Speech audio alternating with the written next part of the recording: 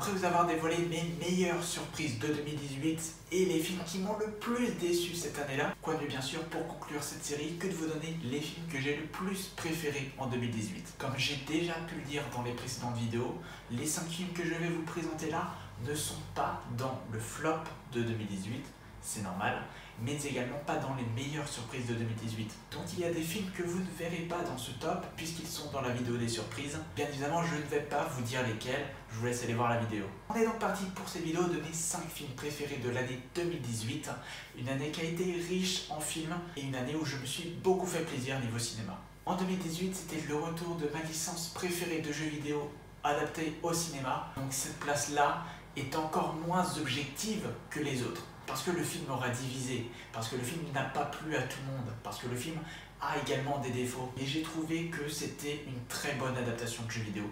C'était vraiment fidèle aux jeux vidéo. Et bien évidemment, j'adore la licence, j'adore le personnage.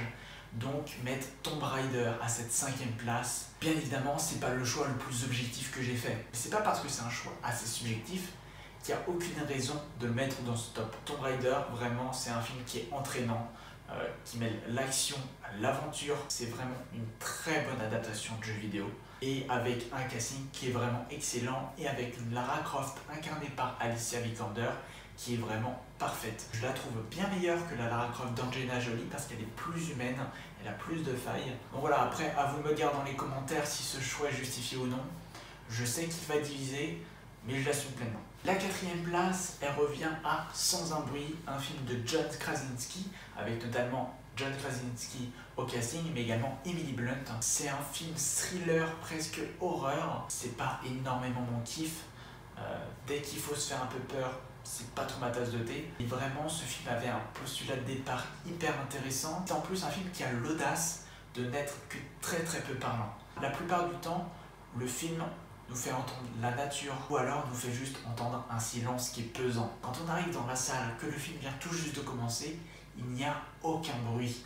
Pendant la grande majorité du film, il n'y a aucun bruit. Et c'est d'autant plus angoissant que on essaye de ne pas faire de bruit non plus pour ne pas déranger les voisins. Donc on reste coincé à son siège et on essaye pas trop de bouger parce qu'il suffit que le fauteuil grince et on dérange tout le monde. J'ai trouvé ça vraiment génial que le film fasse l'effort de ça, de vraiment prendre le parti pris de faire un film qui est très silencieux parce que ça marche magnifiquement bien, ça nous crée une tension qui est énorme et c'est vraiment très réussi. La 3e place de ce classement, bien évidemment, il devait faire partie de ce top. Fan de super-héros que je suis, c'est bien sûr Avengers 3 Infinity War. Le MCU, c'est le projet le plus colossal de ces 10 dernières années. Et finalement, cet Avengers 3 n'est que précurseur de ce qui va se passer par la suite. Mais c'est une introduction qui aura pris 10 ans. 10 ans pendant lesquels Marvel aura constitué son Marvel Cinematic Universe, nous aura présenté plein de personnages différents et nous aura introduit un méchant énorme et qui est vraiment très réussi dans ce film.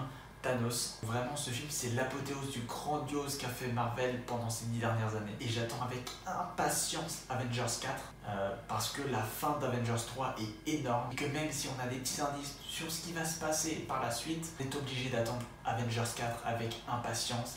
Et je pense que ce film-là va battre tous les records. La 2e place de mon top 5 des films de 2018, elle revient à A Star is Born. A Star is Born qui est vraiment un film magnifique, c'est la première réalisation de Bradley Cooper avec Bradley Cooper au casting mais également Lady Gaga. C'est vraiment un film que j'attendais pas, qui aurait très bien pu être dans mes surprises de 2018 mais j'ai tellement aimé ce film que je ne pouvais pas le mettre dans les surprises, qu'il fallait directement que je le mette dans le top parce que c'est un film qui est énorme, c'est un film qui est émouvant, c'est un drame mais il y a également de la joie, il y a des musiques excellentes, une bande originale mais aux petits oignons. Et vraiment, ce film a un succès qui est hyper mérité. Bradley Cooper est exceptionnel, Lady Gaga aussi.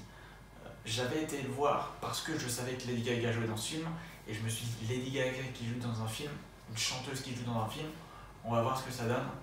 Et franchement, le niveau est excellent. C'est incroyable comment ce film fout des frissons, passe par la joie, à l'émotion, presque aux larmes. C'est un excellent film, c'est pas mon film préféré de 2018, mais vraiment, il est en très bonne place. Et enfin, mon film préféré de 2018, c'est un film qui est sorti en début d'année, en janvier 2018.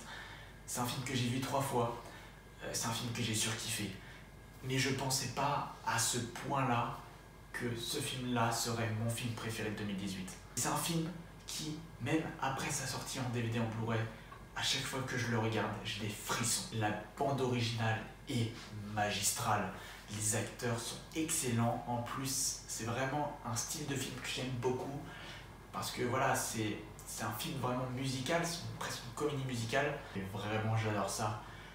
Avec un Hugh Jackman qui porte le personnage mais au firmament. Et vraiment, The Greatest Showman réussit énormément à nous faire voyager, à nous émerveiller. C'est un film qui est féerique, c'est un film qui est jouissif. C'est vraiment un film que j'adore et c'est un de mes films préférés de la décennie. C'est toujours un bonheur de le voir. The Greatest Showman, incontestablement, c'est mon film préféré de l'année 2018. Donc voilà, c'est tout pour cette vidéo. Ça clôture donc cette série de 3 vidéos sur le récapitulatif de l'année 2018. J'espère que cette vidéo vous aura plu et j'espère que les 2 autres aussi. N'hésitez pas à vous abonner à la chaîne.